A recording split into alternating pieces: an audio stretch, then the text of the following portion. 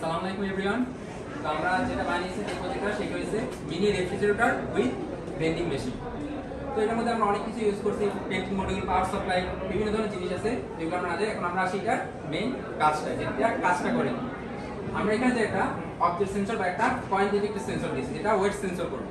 তো আমরা যখন এটা দিয়ে একটা লকটা দিয়ে কোনো একটা কয়েন পাস করবো, জিনিসটা আনলক হয়ে গেছে ডোরটা, এবং আমরা ডোরটা ওপেন করে যে কোনো জিনিস আমরা নিতে পারি এবং ভিতরে ঠান্ডা আছে, মোটামুটি প্রচুর ঠান্ডা হয় এটার মধ্যে, এবং যে কোনো জিনিস সেটার মধ্যে ঠান্ডা হিসেবে আছে।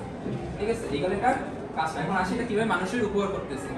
আমরা এই গরমে, প্রচণ্ড গরমে দেখছি এই বিভিন্ন ধরনের পানি গরম, আমরা যখন কিনি একটা নর্মাল পানি তখন সেটা অনেক গরম থাকে। এছাড়াও একটা পানি কিনতে গেলে আমাদের 20 টাকা লাগতেছে। যদি আমরা এই জিনিসটা রাখি, এটার মধ্যে একটা ভার্সিটি যেমন নর্মাল পানিগুলো আছে সেগুলো গরম থাকে মোটামুটি, সেই নর্মাল পানি যদি আমরা এটার মধ্যে ফ্রিলি রাখতে পারি এবং এটা যদি আমি দিতে পারি স্টুডেন্টের জন্য খুব উপকার, এবং সাধারণ মানুষ যদি আমরা একটা বাইরে সেট করে রাখি, সাধারণ মানুষের জন্য এটা খুবই উপকার একটা জিনিস হবে। এভাবে এটা মানুষের উপকারে কাজে আসতে পারে। Thank you.